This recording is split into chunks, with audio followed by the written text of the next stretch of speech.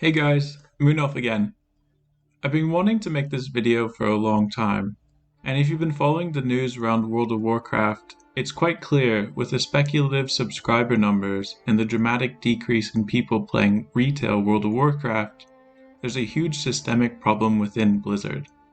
This can also be seen in some of their decisions around World of Warcraft Classic TBC, and the direction they're going by implementing level boosts and adding a store mount. There's an issue here, and I thought I'd give my opinion and some potential solutions to the problems surrounding the game.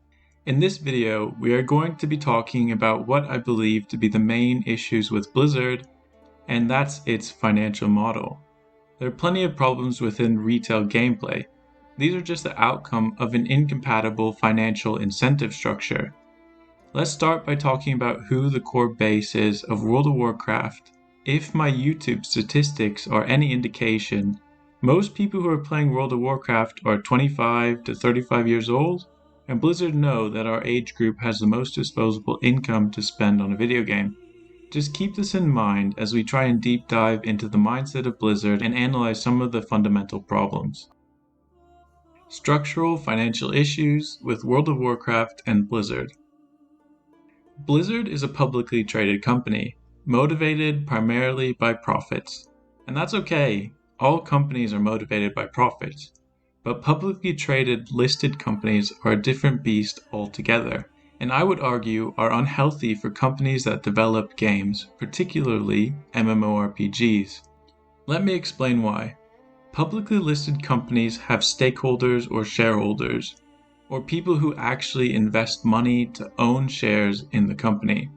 These people are not your game developer or your average consumer of games. These people are hedge funds or index funds and just your average person looking for a return on their money, whose only motivation is the return on equity or their return on their investments. They keep track of how the company is performing on a quarterly basis in the quarterly reports, and a majority of the individuals invested in the company just see the shares they've invested as a vehicle for income on a quarterly basis. If profits are up one quarter, the share prices go up, which is good for the investor. But how do you get the best return on equity on a quarterly or 3-month basis? That would be investments that require the least amount of money to produce with the highest revenues in return. And what kind of games or game mechanics produce those kinds of returns? Games with microtransactions. You also have to try and put yourself into the board meetings and quarterly reports, and analyze the questions asked by the analysts. All of those people are looking for returns and asking the CEO and CFO, how do we improve the numbers? Not asking, how do we improve the player experience for the game 3 years down the line? Which comes from a general lack of understanding that games are long-term investments, particularly MMORPGs.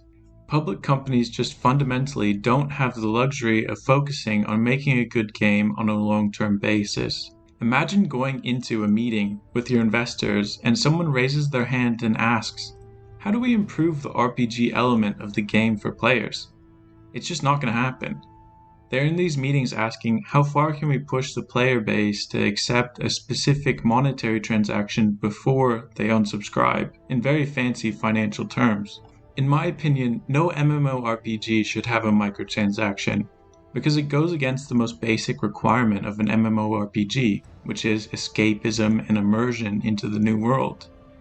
When you have a microtransaction, you take that player outside of the virtual world and back into the real world. A lot of other issues come from short-term investments pushed by shareholders, and that's mainly a low-risk tolerance, like adding skins into a game in return for a 6-month subscription, which diminishes the value of all the other mounts in the game, or each patch reinventing the game just to get the quarterly subscription numbers up. I mean, we can just listen to the Blizzard's earnings calls from Q4 2020, where they're lauding the company's financial figures as a record-breaking year, and granted this was at the launch of the new expansion and in hindsight. But everyone playing World of Warcraft retail could feel that the game is in its poorest state ever and on its last legs. Fourth quarter net bookings for the franchise grew by a double-digit percentage year over year, driven by strong sales of the Shadowlands expansion, subscriber growth, and high participation in value-added services. So how do we solve the issue? At this point in World of Warcraft and Blizzard's history, I think the problem within the company has become so systemic that there's absolutely no way things can be fixed in the company's current form. With emphasis on the words current form. It's time to admit that it's not a game problem now. The core root of the problem with the game is the management and the financial incentives that influence each decision made during the production of each patch and expansion, where the influence is coming from the stakeholders with no understanding of what makes a good game. This almost sounds like a hostile takeover investor pitch now, but I truly believe that the only way for World of Warcraft retail and World of Warcraft Classic to be saved is by privatizing and spinning off the World of Warcraft IP into its own separate privately owned company. If you think about it, if a public company was producing both milk and making mobile phones, that company would have been split up into two totally different businesses long ago, arguing that it would unlock value for the shareholder. Where I believe MMORPGs are fundamentally quite different from other genres of video games, and as consumers mature, so will each video game subsegment, which is mostly because the MMORPG risk profile is much larger than in other games. Do I ever think that will happen? Realistically, no. But because the company is publicly listed, it's not impossible. Anyone could come in with enough money and spin the game off. Even a group of investors or individuals who play the game can pool funds and purchase the company. It just takes a consensus among the shareholders for them to consider it. It's also become a trend in the world of finance to spin off businesses that are not compatible with the short-term risk tolerances that are presented by public investors. By placing World of Warcraft into a privately held company, you allow the game to focus on longer-term benefits, and you can change the stakeholder risk profile. From short-term microtransaction gains to long-term consumer-focused profits. I think there are a lot of theories why public companies are drawn towards short-term quarterly gains, but I believe it has a lot to do with risk tolerances and the liquidity of exchanging shares. If you're a shareholder in a public company, you have the ability to sell and buy shares as you please on almost any day of the week.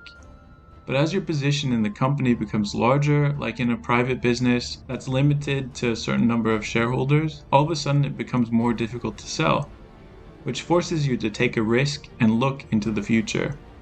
The implementation of features like furry characters, store mounts, and skins show you the sort of risk horizon Blizzard currently has, which is just jumping on the bandwagon.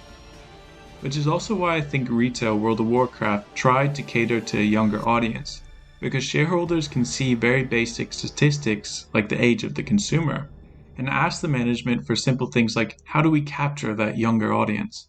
Anyway, if anyone has a couple $1 billion laying around, you can just maybe save the game altogether. Thanks for watching guys, and hope to see you in the next one.